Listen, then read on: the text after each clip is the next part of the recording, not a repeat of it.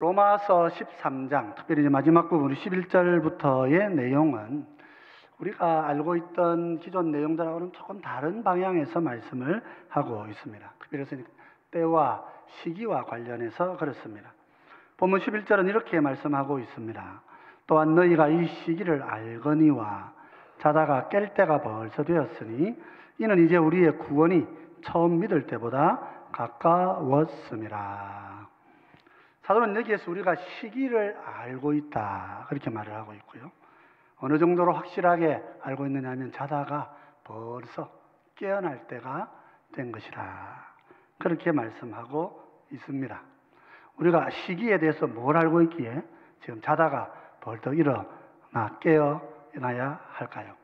여러분 밤에 주무시다가 벌떡 일어나신 날이 어떤 날입니까? 시기를 알아서 그런 것입니까? 사실 때와 시기에 대해서 우리는 모르는 것이 좋다 그런 생각을 갖고 살아갑니다. 심지어 여기에는 관심도 안 가지는 게 현명하다 그런 생각을 하곤 하지요. 왜 그렇습니까? 우리 예수님께서 이렇게 말씀하셨기 때문이지요. 사도행전 1장 7절에 이렇게 주님이 말씀하셨습니다. 이르시되 때와 시기는 아버지께서 자기의 권한에 두셨으니 너희가 알 바 아니요 이렇게 말씀하셨어요. 때와 시기는 아버지께서 자기 권한에 두신 것이니 너희의 알 바가 아니라 그러셨습니다. 그러니까 주님이 알 바가 아니라는데 자꾸 나서서 이렇게 때와 시기에 대해서 말한다는 것은 지혜로운 일이 아니지요. 그러다 보니까 우리가 때와 시기에 대해서 이해하는 일에 좀 소극적이 되어가는 면도 있다 하는 것을 우리가 보게 됩니다. 어느 학교에 패기 있고 자신감 넘치는 한 대학생이 나이가 드신 노 교수님을 찾아와서 질문을 합니다. 교수님, 사람이 죽음을 준비하는 데에 어느 정도 시간이 걸리겠습니까? 상당한 시간이 걸리겠지요. 그때 노 교수가 대답합니다. 아니, 그럴 것까지는 아니야.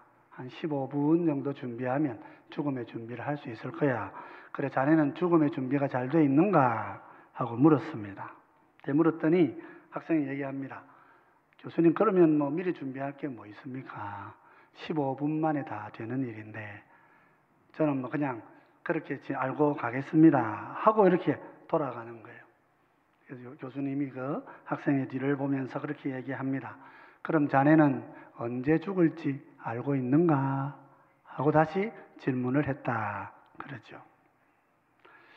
죽음을 준비하는데 15분 정도면 된다는 말을 듣고서는 그러면 죽음의 문제를 생각하지 않아도 되는구나. 15분이면 되니까.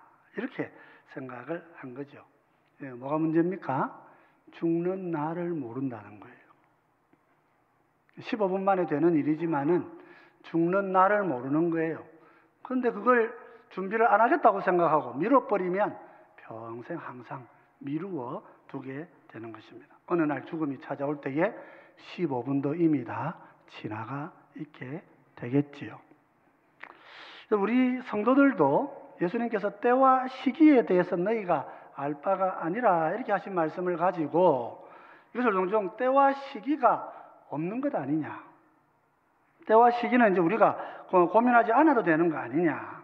언제인지 모르니까 그냥 그날이 없는 것처럼 오늘 나의 삶과는 무관한 것처럼 그렇게 살아갈 수 있는 것입니다.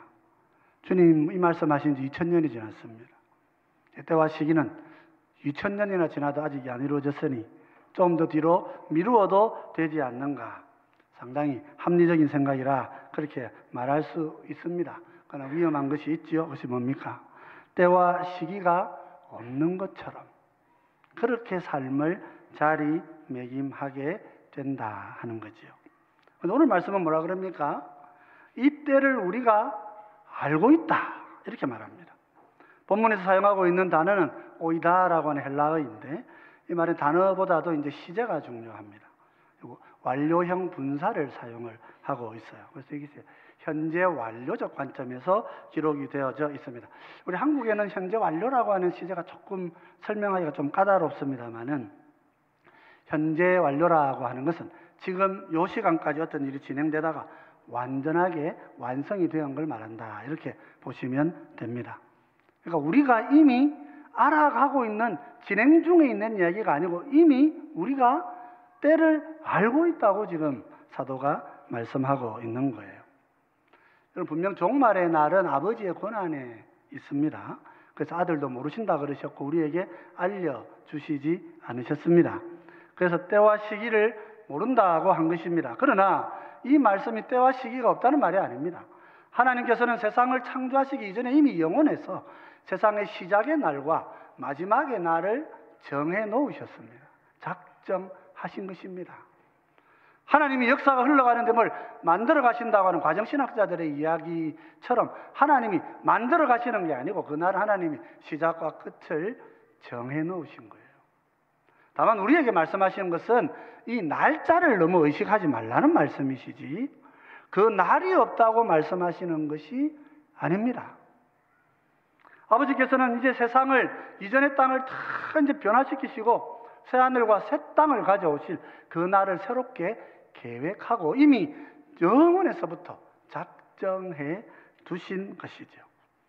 그 날이 우리 앞에 있고 우리는 그 날을 향해서 지금 가고 있는 것입니다. 그래서 사도 바울은 비록 주님이 오시는 그 날짜는 모르지만은 시기와 때를 알고 있기 때문에 오늘 우리가 살고 있는 지금의 이 시기는 그러면 어떤 시기인지를 우리가 이미 알고 이 사실 때문에 우리가 정신을 번쩍 차리고 자다가 벌떡 자리에서 일어날 정도로 그렇게 분명한 시대를 살고 있다. 이렇게 말씀하고 있는 거죠. 오늘 시간 우리가 함께 이 말씀을 좀 묵상하면서 시기라는 게 무슨 뜻인지 또 깨어서 빛의 갑옷을 입는다는 것은 무슨 뜻인지 함께 묵상하면서 이 시대를 사는 그런 지혜를 함께 나누는 그런 시간을 갖고자 합니다. 먼저 이 시기를 설명하는 것을 보면 이 시기는 구원이 가까워지고 있는 시대다. 그렇게 말하고 있습니다. 사도는 이렇게 얘기합니다. 처음 믿는 날보다, 단순 과거로 썼어요. 처음 믿는 날보다 지금이 구원에 더 가까워졌다. 이렇게 말씀하고 있습니다. 우리 11절 말씀을 같이 다시 한번 읽어 보십시다. 같이 읽겠습니다. 또한 너희가 이 시기를 알거니와 자다가 깰 때가 벌써 되었으니 이는 이제 우리의 구원이 처음 믿을 때보다 가까웠습니다. 자, 지금 시대가 어떤 시대냐? 우리가 살고 있는 이 시기는 어떤 시기냐 하면 구원이 어제보다 오늘 더 가까워져 있는 날이다. 그 말이죠. 그렇지 않습니까? 하나님께서 작정의 날을 정하셨다면 어제보다는 오늘 내가 가까이 온 거예요. 오늘보다는요, 내일이 가까워지는 것입니다. 처음 예수님 믿었던 그 시간, 예수님을 주로 고백하고 신앙생활을 시작하기로 작정했던 그날보다 지금이 더 구원에 가까워지는 날, 그런 시대를 우리가 살고 있다 하는 거죠. 가깝다는 게 무슨 말입니까?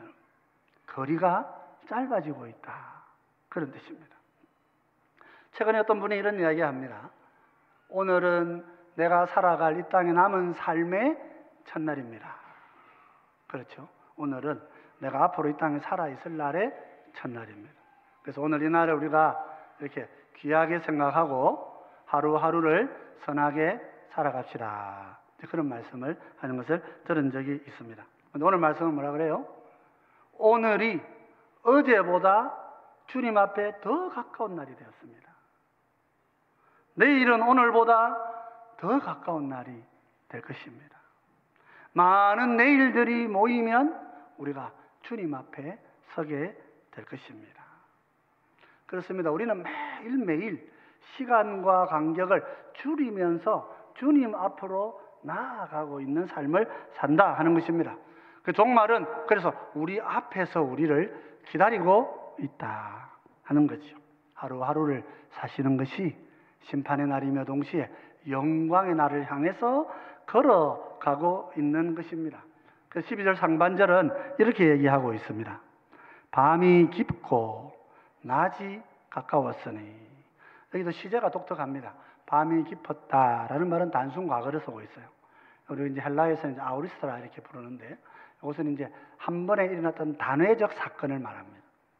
밤이 깊어졌다. 밤이 깊어진 거예요. 깊은 밤이 있죠. 낮은요, 가까이 왔다.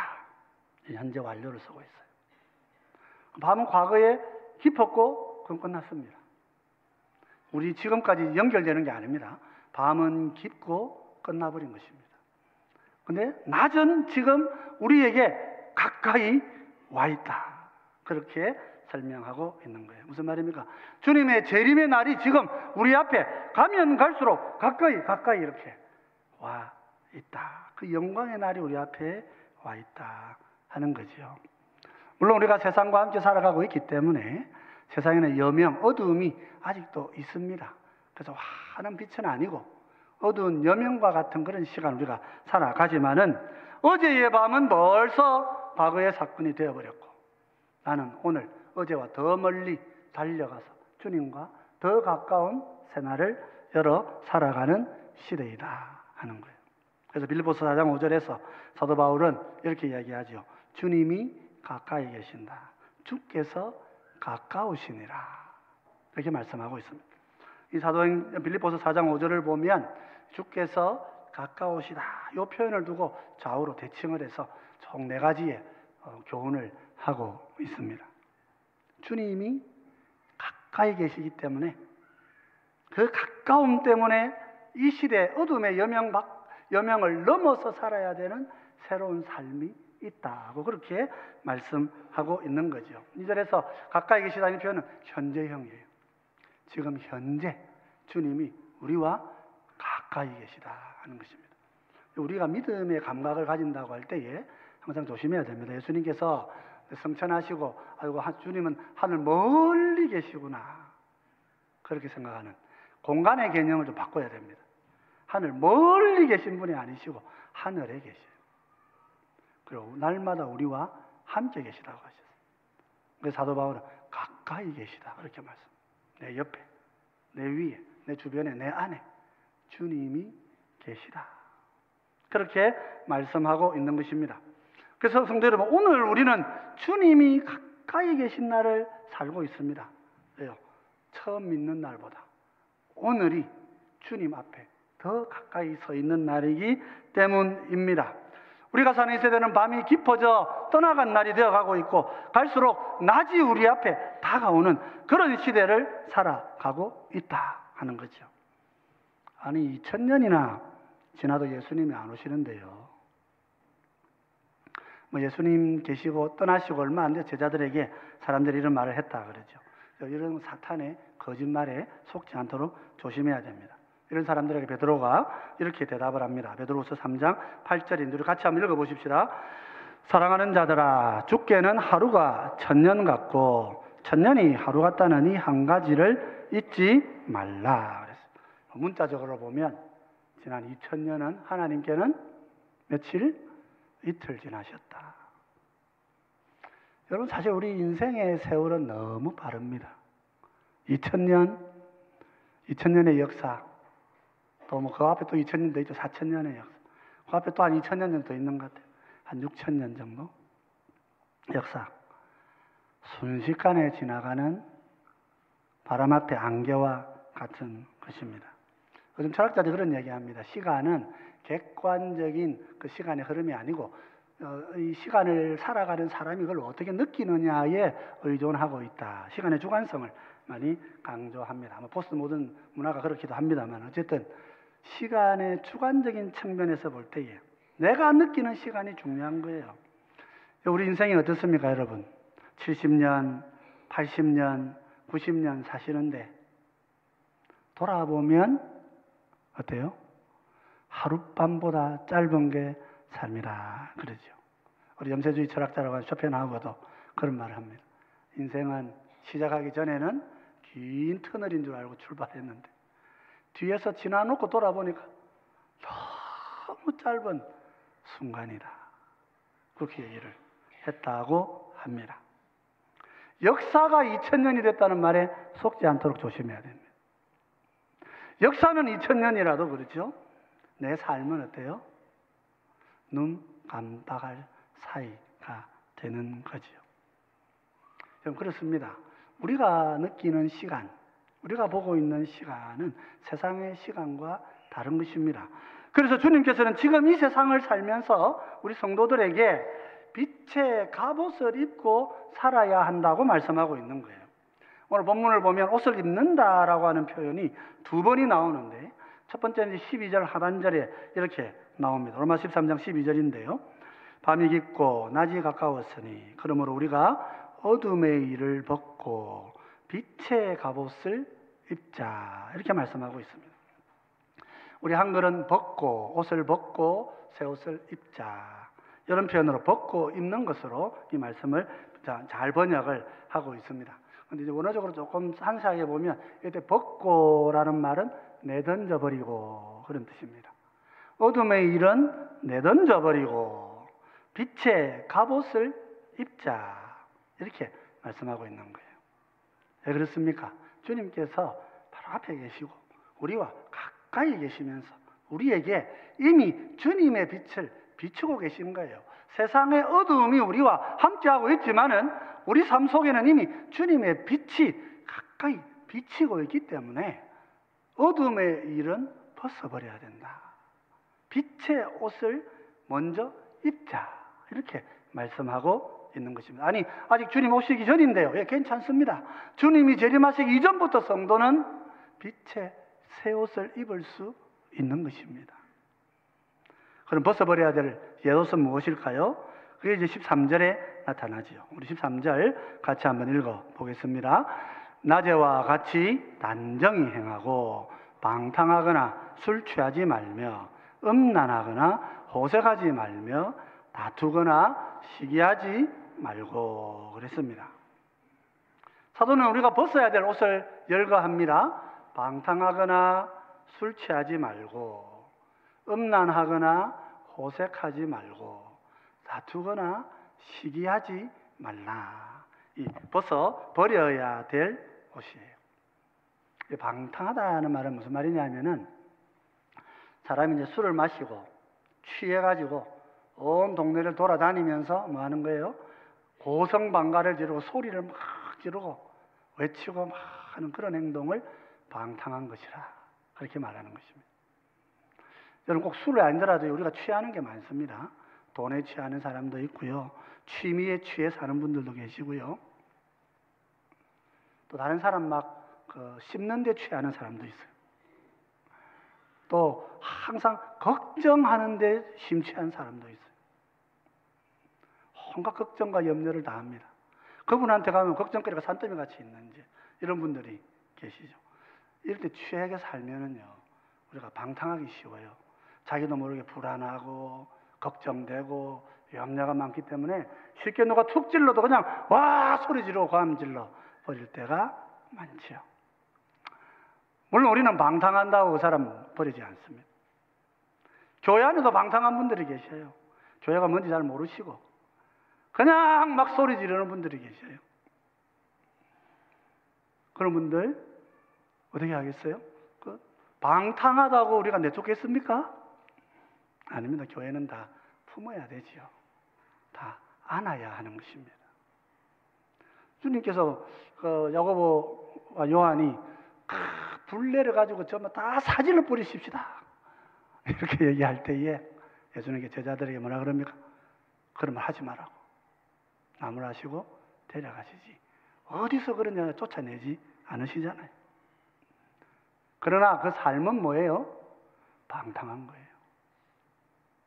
우리가 이해하고 받아들인다고 방탕 안 해주는 게 아니에요. 그죠? 방탕한 삶은 항상 뭐 해야 됩니까? 회개하고 돌이켜야 되는 거예요. 성도는 그것을 우리가 품 안에 안아야 되는 것입니다. 왜요? 나도 그렇잖아요. 다른 사람 그렇다고 뭐 내가 말은 쉽게 하지만 저는 안 그렇습니까? 우리가 다 그렇지요. 무언가에 취해가지고 나도 모르게 방탕하게 고함 지르고 소리치고, 그래 안 살아보셨습니까? 여기 너무 거룩하신 분만 계셔가지고 안 그러셨는지 모르겠습니다만은 우리 삶이 그렇다고요. 내가 막 마음이 뒤틀리고 내가 불안하면 막 그냥 막 애들한테 소리 지르고 막 그냥 지나가는 사람들도 잘못 걸리면 막 운전하다가 욕도 하고 막 그렇게 되는 거죠. 여러분, 삶이 방탕합니다. 무언가에 중독이 되어 살아가면 방탕한 것입니다. 술 취하는 거 그거 쉽습니다, 여러분. 술이 제일 가까이 있고 마시면 뭐 기분 좋으니까. 근데 이제 주님이 그 일을 이제 버리라 하시는 거예요. 음란한 것, 호색하는 것. 결혼 바깥에서 얼마나 많은 성적인 관계들이 맺어지고 있습니까? 그래서 어떤 사람들은 아이를 낳아서 아이가 가져져 가지고 낙태한다고 다니고, 낙태해주는 산부인과 의사를 찾아다니고, 낙태는 또 그 자체로 심각합니다. 최근에 36중과 7중가 된 아이를 뱃속에서 끄집어내어서 죽이면, 그러면 그건 살인이 돼요. 엄마 뱃속에서 죽였을 것이다 이렇게 봐지는데, 36개월 제왕절개에서 아이를 끄집어냈다. 36개월 된 아이는 살 수 있는 아이예요.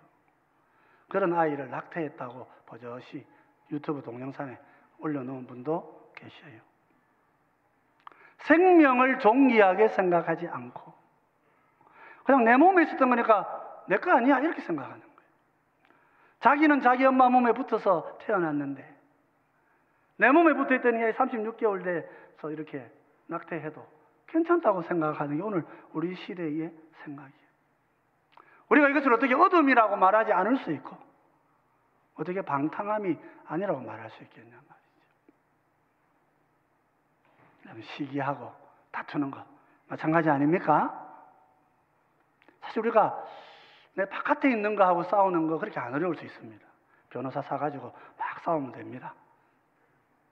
근데 어때요? 내 안에 이건 어떻게 해요? 내 안에 거는 내 힘으로 할 수가 없어요. 내 힘으로 안 되는데 이게 지금 바뀌어야 되는 거예요. 오늘 주님께서 옛 옷을 다 벗어버리라. 어둠의 옷을 벗어버리라. 그리고 새 옷을 빛의 갑옷을 입자. 이렇게 말씀하시는 거예요. 이 갑옷이라고 번역된 이 말이 이제 호플론이라는 말에 이제 복수형이 호플라라고 되어 있는데 이게 사실은 갑옷으로만 보기보다도 이게 군인들이 사용하는 무기들 이렇게 되어 있어요. 이제 갑옷이라고 번역을 하다 보니까 이제 갑옷을 벗고 옛옷을 벗고 새 옷을 입자 벗고 입는 것으로 이렇게 되어 있습니다만은 사실 성경적으로 조금 더 원어적으로 가깝게 보자면 뭐예요? 옛 일은 내다 던지고 새로운 삶을 위하여서 영적인 무기를 준비하고 영적으로 싸워가자 이렇게 이해하는 것이 더 옳은 것이다. 더 성경이 조금 더 가깝습니다. 우리나라 말로 좀 이렇게 벗고 입자 하는 게 좀 더 가깝죠. 번역하기는 큰 차이는 없는 것이라 생각을 합니다만은 의미적으로 볼리 그렇다 하는 거죠. 인상적인 것은 우리가 입어야 될 이 새 옷을 뭐로 얘기합니까? 무기라고 얘기해요. 무기라고. 갑옷도 무기죠. 무기 중에 하나입니다. 방어적인 무기입니다. 무기에는 방어적인 게 있고 공격적인 게 있어요. 영적인 무기들을 갖추어서 우리가 방탕함과 술 취함과 음란함과 호색함과 시기함과 다툼과 싸워서 이기자. 그렇게 말씀하고 있는 거예요. 그만큼 내 속에 있는 것과 싸워 이기기가 어떻다? 어렵다 하는 것입니다. 그래서 우리는 그걸 우리 성도들이 그런 싸움을 싸워가는 것을 받아들여줘야 돼. 이해하고 함께 격려해가야 되는 거예요. 그걸 좀 그런다고 네 방탕하네 하고 다니면서 나팔 불고 다니면 안 되는 거예요. 그분이 어려운 싸움을 싸우고 있다고 같이 기도해야 하는 거죠. 그럼 우리는 어떤 무기를 가져야 됩니까? 오늘 14절 이렇게 이야기합니다. 로마서 13장 14절입니다. 같이 읽어보십시다. 오직 주 예수 그리스도로 옷 입고 정욕을 위하여 육신의 일을 도모하지 말라. 무슨 옷을 입어야 여기 두 번째 옷이 나옵니다. 우리 두 번째 옷. 빛의 갑옷 다음에 두 번째 옷은 예수 그리스도로 옷 입자. 무슨 말이에요? 주님의 인격과 주님의 삶이 내 인생이 돼야 된다. 내 인격이 되고 내 삶이 돼야 된다 하는 것입니다. 주님의 옷으로 내 삶을 가려야 된단 말이죠. 그죠? 세상에는 여전히 방탕함이 있고 우리도 그렇습니다, 여러분. 그렇잖아요. 우리도 술은 안 마실 뿐이지 뭐 온갖 중독에 다 빠져 있기도 해요. 어떤 분들은 텔레비전 보는데 하루 몇 시간씩 보내시고 어떤 분들은 뭐합니까? 쇼핑하는데 몇 시간 보내시는 분도 있죠. 그 쇼핑 중독도 중독이라 그러죠. 어떤 분들은 운동하는데 몇 시간 보냅니다. 저도 좀 탁구를 좀 해보니까 중독될 것 같아요. 아, 안 된다. 딱 시간 정해놓고 해야 된다. 그렇게 생각해요. 사람은 쉽게 중독에 빠지는 거예요. 술만이 그런 게 아니에요. 삶에 그런 거예요. 잠자는 데 중독된 사람도 있고요. 게으른 데 중독된 사람도 있죠. 자, 이 일을 주님의 새 옷을 입으면 이것들이 내 삶 속에서 끊어져 나갈 수가 있습니다. 물론 우리는 완전한 교회를 말하는 게 아니에요. 완전한 성도를 말하는 게 아닙니다. 주님의 옷으로 가림을 받는 거예요. 주님을 닮아가는 것이라 말이죠. 나의 시기심과 다툼의 욕구를 채우고자 여러분 내 형제를 비난하고 있지는 않습니까? 우리의 부모님들, 우리의 어른들을 내가 함부로 무시하고 내 마음대로 살려고 어른들의 가르침은 꼰대들의 이야기야 이렇게 생각하고 살고 있지는 않으냐 말이죠. 함부로 다른 사람의 약점을 보고 그걸 까발리고 다니면서 저 사람 이게 문제야 저게 틀렸어 그렇게 얘기하고 살아가고 있지는 않습니까? 남을 비난하는 말은 방향만 바꾸면은요 자기를 욕하는 말입니다. 자기 얼굴에 침 뱉는 거라고요.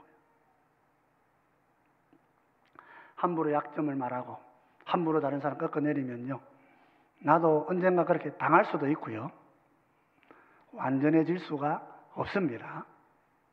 근데 그런 문제는 이제 그런 것 떠나서 그 삶이 어디에서 오는 거예요? 예수님에게서 오는 삶입니까? 내가 예수님 믿었는데 예수님이 그렇게 사셔서 나도 그렇게 살아야 되겠다고 결단한 거예요? 아니죠. 내 속 사람이 더러워서 그런 거예요. 우리 인간이 더러운 거예요. 주님의 새 옷을 입을 때 우리가 거룩의 옷을 입고 믿음의 길을 가는 줄을 믿으시기 바랍니다. 우리 하나님께서는 우리에게 빛의 시대, 구원의 때를 사는 복을 주신 것입니다. 오늘 사실 우리가 11절 상반절을 보면 이 사도의 이 말은 우리 모두가 좀 기억을 해야 될 말씀이기도 합니다. 로마 13장 11절 상반절입니다. 또한 너희가 이 시기를 알거니와 이렇게 말하고 있어요. 여기 이 시기라는 말은 헬라어적으로 보면 원어적으로 보면 이제 시간이라는 말입니다. 근데 헬라 말에는 이제 시간이 이제 두 개가 있습니다. 하나의 시간은 크로노스라고 그래서 그냥 일반적으로 흘러가는 시간을 말합니다.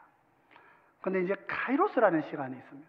카이로스라고 하는 것은 삶의 의미가 주어진 특별한 시간을 말하는 것입니다. 근데 오늘 이 본문에서 너희가 이 시기를 알거니와 일단 사실은 이 시간, 이 때를 알거니와 이렇게 되어 있는데 이게 카이로스로 기록이 되어 있는 거예요. 그래서 우리가 이걸 시간이라고 번역하지 않고 이제 시기로 번역한 것은 이게 카이로스적인 어떤 의미가 있기 때문에 그렇게 번역을 한 것입니다. 무슨 말입니까? 예수님께서 재림하실 날이 앞에 정해져 있습니다. 우리의 삶이 주님을 믿게 되면 그 주님을 구원의 주로 만나는 인생, 만나는 삶의 시간표가 쭉 정해지는 거예요. 그래서 주님께서 우리의 인생 시간표를 쭉 이렇게 세우시는 거예요. 그거 세우시면 내 삶이 주님을 만나는 그 마지막 그 시점까지 이전부터 시작해서 예수님을 만난 그 시간까지 나의 이 삶의 모든 시간이 카이로스가 된다는 거예요. 의미 있는 유의미한 시간이 된단 말이에요. 그냥 흘러가는 시간이 아닙니다. 성도의 삶은 그냥 살아가는 삶이 아니고 모든 시간이 하나님께서 만들어 놓으신 황금길을 가는 시간이란 말이죠. 그래서 사도가 에베소 5장 16절에서 이렇게 명령을 하고 있는 것입니다. 세월을 아끼라. 같이 한번 읽어보십시다. 세월을 아끼라. 때가 악하니라. 여기 세월이라는 말도 카이로스라는 말입니다. 세월을 아끼라. 삶이 성도들에게 있는 삶은 카이로스의 시간이란 말이에요. 주님을 만나는 날들과 의미 있게 연결된 시간을 살고 있는 것이란 말이죠. 그렇기 때문에 이 시간은 우리가 아껴야 된다. 아낀다는 게 말이에요. 무슨 말이냐면 구원한다 그런 말이에요. 아고라죠 말이에요. 시장에서 돈을 지불하고 사온다 그런 말이에요. 시간을 구입해라 말이에요. 이 귀한 시간들을 건져내어야 됩니다. 악한 시간이 우리를 사로잡고 있기 때문에, 여명이 우리를 붙들고 있기 때문에 우리의 삶에 이 시간 자체를 건져내야 되는 거예요. 성도의 삶은 시간 한 시간이 1초 1초가 하나님이 주신 영광의 시간이 되어 있기 때문에 그런 것입니다. 한평생 시계말을 만든 사람이 있었습니다. 그는 자신의 일생의 마지막 작업으로 최고의 시계를 만듭니다. 손목시계 하나를 만들었어요. 모든 기술, 모든 자신의 최고의 경험이 다 이렇게 농축되어 있는 시계를 만듭니다. 그리고 그 시계를 아들에게 선물로 주었습니다. 근데 아들이 시계를 보니까 시계가 좀 이상해요. 시계를 보니까 초침에 금색이 칠해져 있어요. 그리고 분침에 은색이 칠해져 있고, 시침에 동색 구리가 칠해져 있어요. 구리로 만들었어요, 그렇게. 그래가지고 아버지한테 묻습니다. 아버지, 그 시계에는 그 사람이 시간을 보려고 하는 건데, 이 시침이 금으로 돼야 되는 거 아닙니까? 그렇죠. 아버지가 웃으면서 대답합니다. 초침이 없는 시간이 존재할 수 있겠나? 그죠? 작은 것이 바로 되어야 큰 것이 바로 되는 거야. 그 초침의 길이가 황금의 길이야. 그렇게 말했다고 합니다. 그냥 이거 너무 우리에게 적용되는 말씀이죠. 우리에게 주신 시간은 여러분, 낭비된 시간이 이제 하나도 없어요. 우리 성도에게 모든 시간은 단순한 크로노스가 아닙니다. 단순히 흘러가는 시간이 아니고 우리의 모든 시간, 한 시간 한 시간, 1분 1초는 다 주님을 향해 걸어가는 시간이에요. 오늘 예배드리고 여러분 성도들과 함께 식사하시고 또 교제하시고 오후 예배드리시고 집에 주무시고 내일 아침 지나시면 어때요? 오늘 지난 이 시간만큼 내가 주님 앞에 다가가 있다 말이에요. 오늘 예배드리면서 주님께 가까이 가는 거지만은 우리는 시간 자체가 벌써 하나님께로 가는 이런 황금의 사닥다리를 걷는단 말이에요. 주님께서 우리에게 황금길을 주시고 카이로스라고 하는 황금 다리를 놓아주셔서 이 시간 우리가 걷기만 하면 모든 것이 다 주님께로 가까이 가는 그런 삶을 오늘 우리에게 허락하신 것이란 말이에요. 그래서 오늘 우리 자체가, 내가 살아가는 삶 자체가 주님을 만나러 가는 것입니다. 물론 크로노스와 함께 병행되어 있으니까 우리 삶이 어때요? 악도 있습니다. 죄도 있습니다. 나도 죄성이 있어서 죄에 뇌화부동하기도 합니다. 나도 나쁜 놈이죠. 근데 주님께서는 어때요? 우리의 시간의 사닥다리를 카이로스로 만들어 놓으시고 내가 시간을 가기만 하면 하나님께로 가까이 가도록 그렇게 우리의 삶을 만들어 놓으신 것이란 말이에요.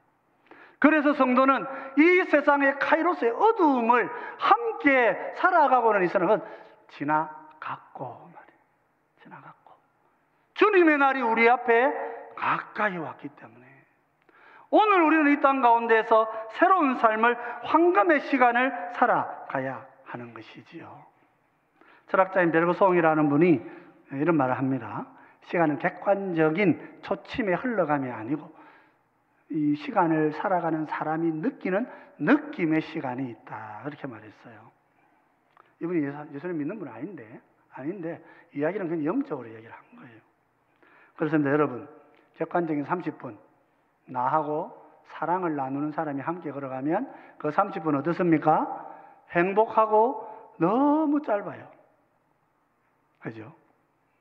좀 안 좋은 사람, 불편한 사람 같이 가면 그 30분 지옥인데 문제는 시간이 안 가요. 30분 갖고 다시 30분 살았다고 말할 수가 없잖아요. 한 사람하고 뭐 지옥 갔다 온 거예요. 평생 지옥 갔다 온 같은 느낌.